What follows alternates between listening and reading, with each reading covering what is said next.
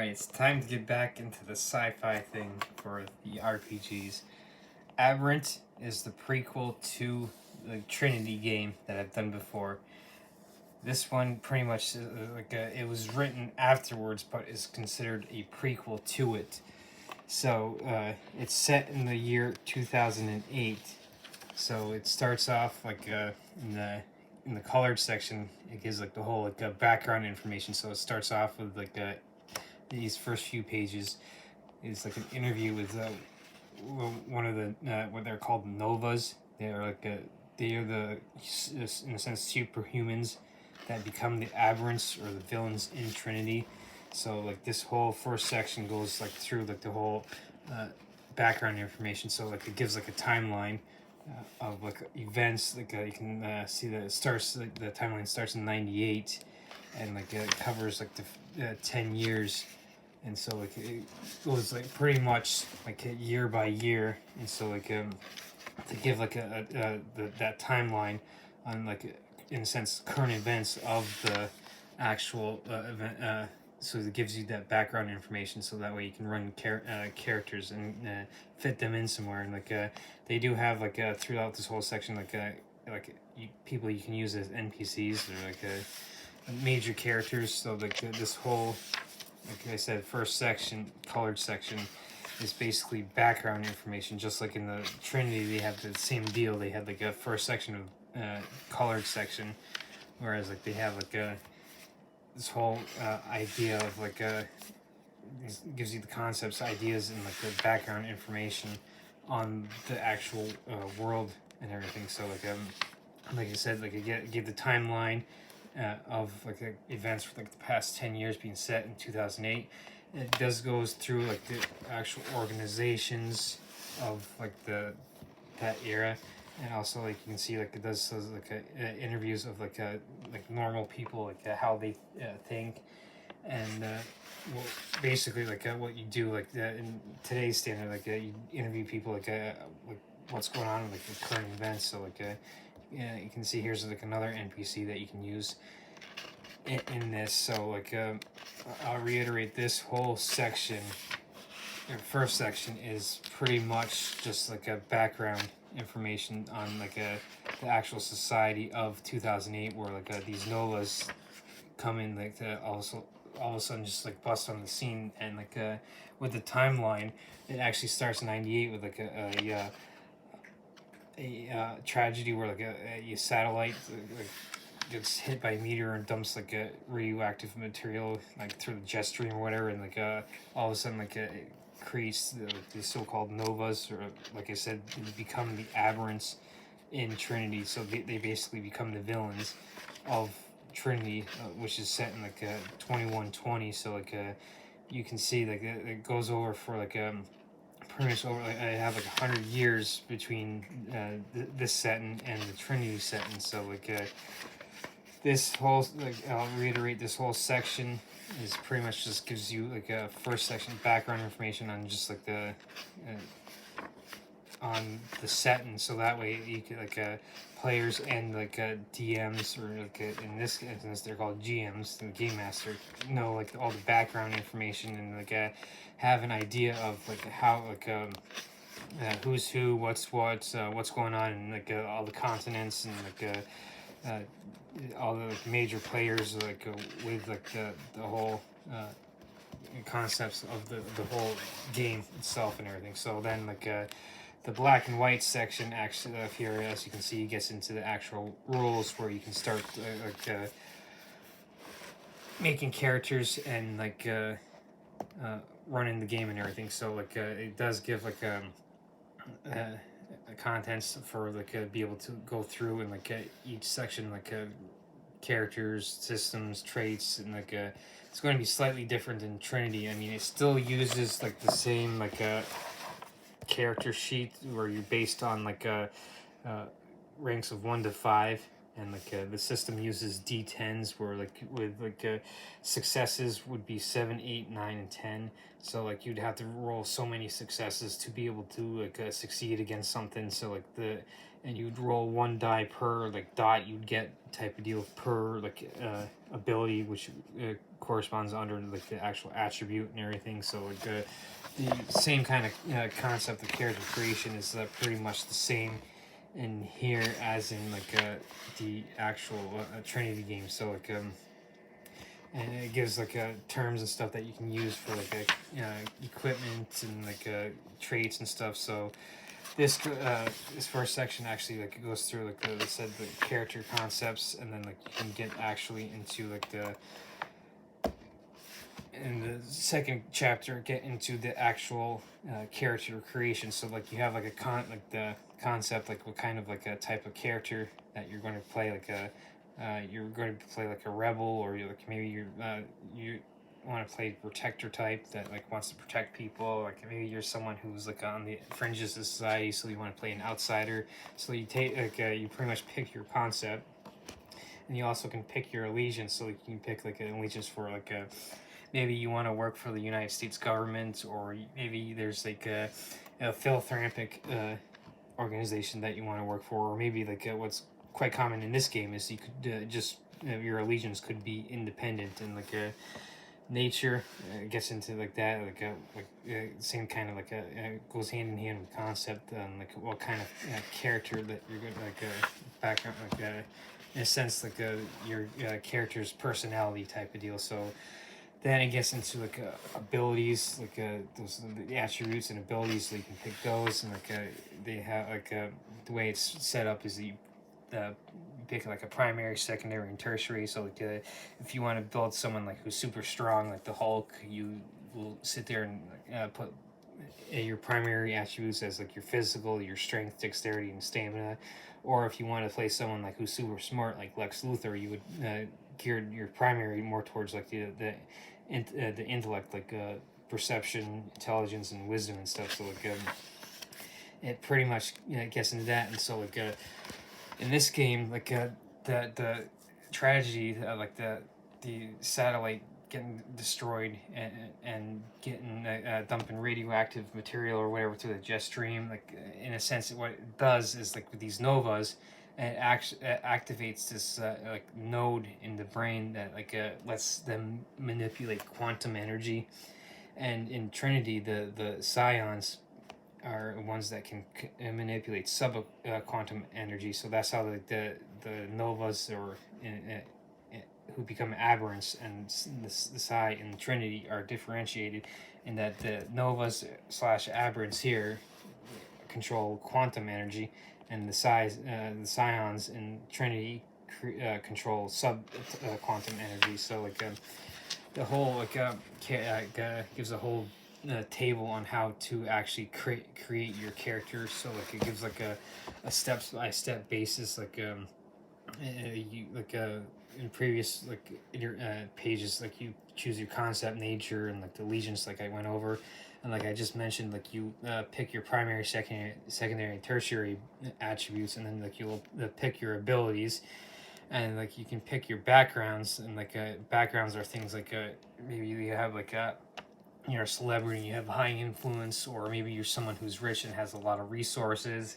So like or maybe you're someone who's a spy, so like you have like a what's known as cipher, which means like you're pretty much like a ghost. So you pick backgrounds that are kind of like that, and then you pick up like it says here like the finishing touches, pretty much like with the character sheet, like you do like any of the finishing touches with that. So like and then the second part of actual creation is like creating like what you can see you create a nova. So like you're creating like you spend like nova points and everything. So like the in a sense with like a mega attribute here, what is like something that's kind of unique to this compared to Trinity, is that it lets you take those attributes and kind of like enhance them. So like for instance, if you want to like the Lex Luthor example I used, if you want to make someone like super intelligent, you could give them 5 intelligence as an attribute, get a mega attribute, and it would actually enhance that. You like in a sense you could double your intelligence type of deal to like 10.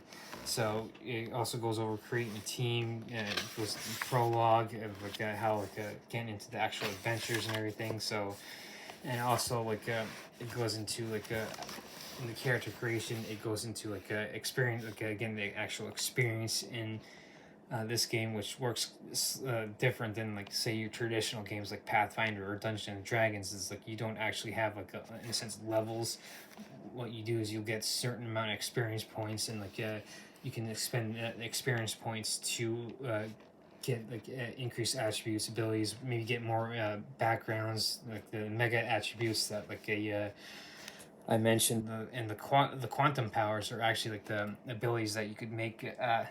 In a sense, think of like the Marvel superheroes game or whatever, where like, you can pretty much create like the Human Torch. You could get quantum powers that it would let you manipulate fire to become like the Human Torch, or maybe you could get like create like get like maybe mega attributes where you could increase your stamina to the point where like you heal as fast as Wolverine, or maybe like you get super strength like the Thing or the Hulk, or like you get like quantum powers that lets you fly like Superman, or like any normal abilities that the guy is further in this book. So like chapter 3 is like goes over like the actual like more in depth of the nature and like concepts and allegiances, and like so they give like in a sense organizations that you can belong to. And so like you actually have a group called Aberrant, which is kind of like a rebel group that's kind of going against the norm. So this is where the term like Aberrants came from in this book. So like I said, being set in 2008, you still have like a good 112 years between this set and Trinity, so you have like a ton of time to run adventures and everything in between then this game and the Trinity game. You could in a sense follow the same timeline that this game builds into that game, or you could go in complete different directions. That's the great thing about the RPGs, is you can do just about anything you want. So like in this chapter even goes into further on the attributes, and so like it gives like the actual like a scale on like the actual attributes and everything. So like you can see like the scale of like 1 to 5. So like for instance here with stamina, like if you had like a stamina 1, you're pretty much like someone who's frail, versus like someone who's like good to have like a 5 stamina. You'd probably be like a marathon front runner type of deal. So it gives like the whole like scale for like all the attributes. And so like I said, with using your attributes and abilities to like try and like maybe you want to like for instance intelligence, you're trying to find out like a formula for like some quantum physics formula that you're trying to figure out, and like you have a 5 intelligence, and you need like and you'd have like actually ability of like science, and like you'd roll like you'd say hey you had 5 that, and like maybe you had like a ability of like a knowledge in science, you had 5 in that, you'd roll 10 dice type deal. Then like you'd have to get the X amount of successes, and you roll all 10 dice, and as long as you got at least a 7 on the dice, you'd succeed on that one. So like that's how the abilities and attributes work hand in hand. So then it goes into depth on the actual abilities, and each ability kind of like corresponds to like a certain like attributes, like endurance is tied to the stamina attributes. So like the intelligence example I just used, like you could like, in a sense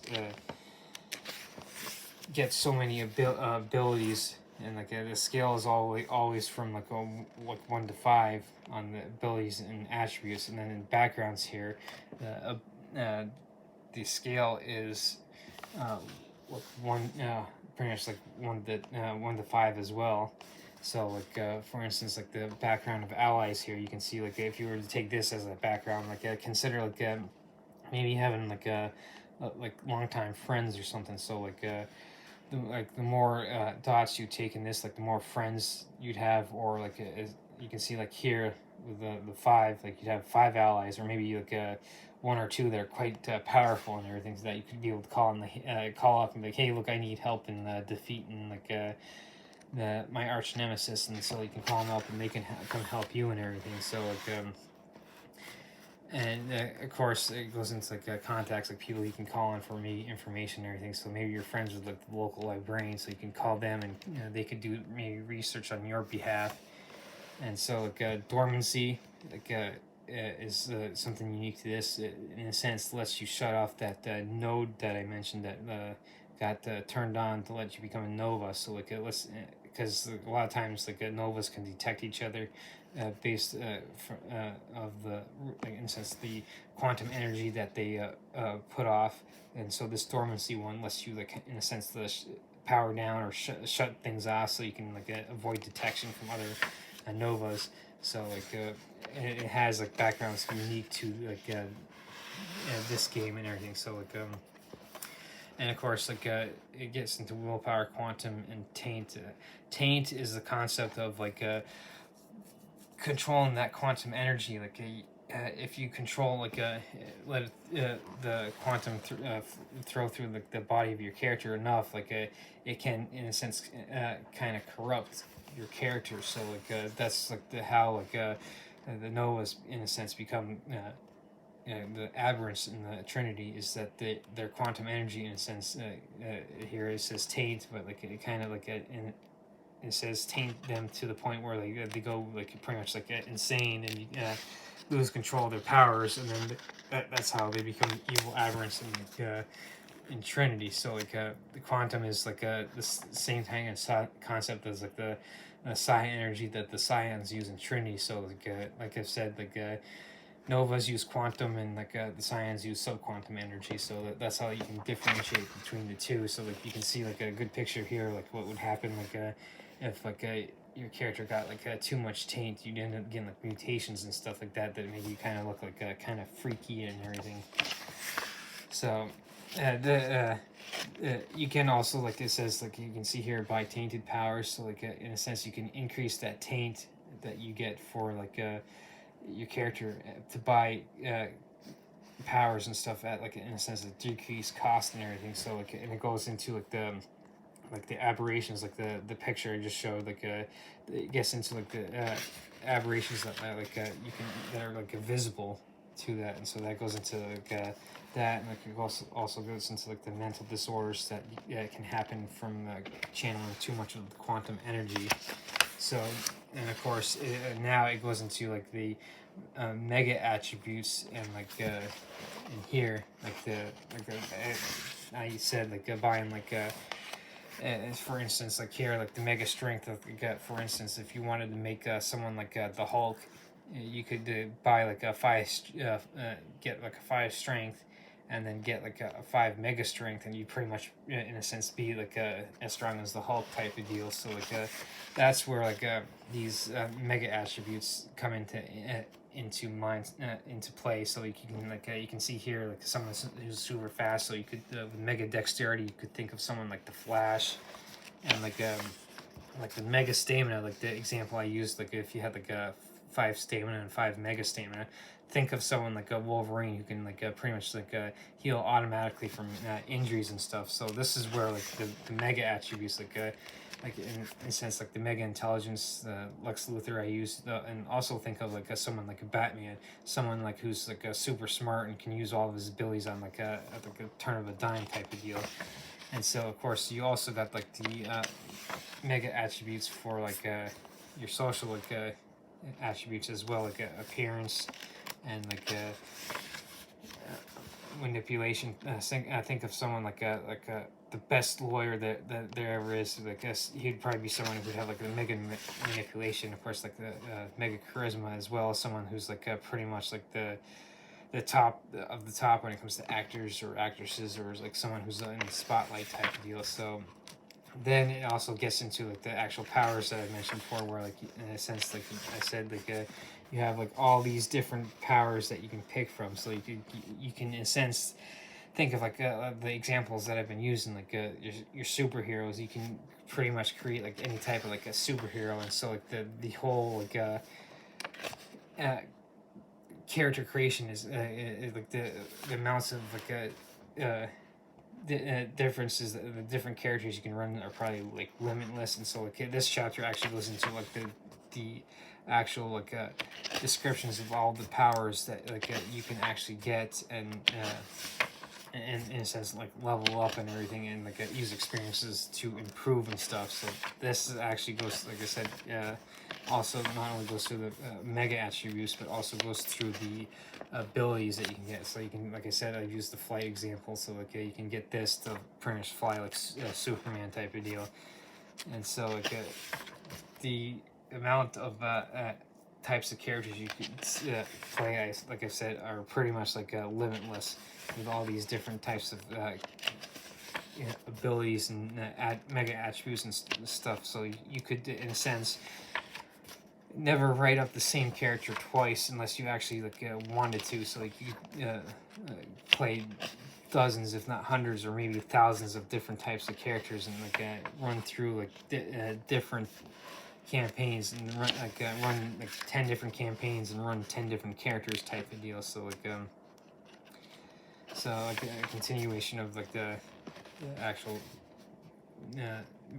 abilities and that you can get and how to use them and everything. So like then like chapter 6 actually gets into like the stuff that like you would the game master would use.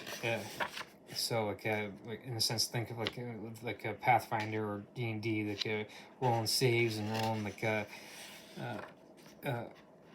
attacks and like defense, and like how you can differentiate between like doing stuff like that. But in here it's like pretty much like ability versus ability. So like this whole chapter gets into all that that the DM or GM or narrator or like whatever you want to call the DM per game. So that this chapter actually gets into that, and so like gives like the whole like background information on how to as a GM run the game, so that way that it can run smoother. So like a good way like to run it is like anything like the D&D DM guide is to read it through, know the rules in it. Like same thing here, read it through, get to know the rules, so that way you're not necessarily flipping through. And of course you also got the actual storytelling, which gives you like a background information on how to actually run a campaign in